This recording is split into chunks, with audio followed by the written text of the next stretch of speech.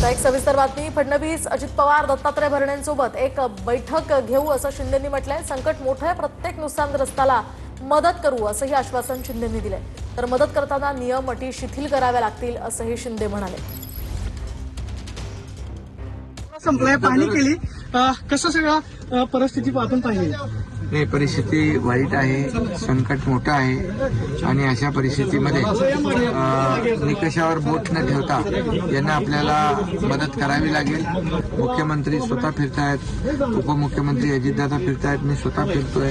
परिस्थिती अतिशय मोठी दुर्दैवी आहे आणि शेतीचं पूर्ण नुकसान झालेलं आहे 100%.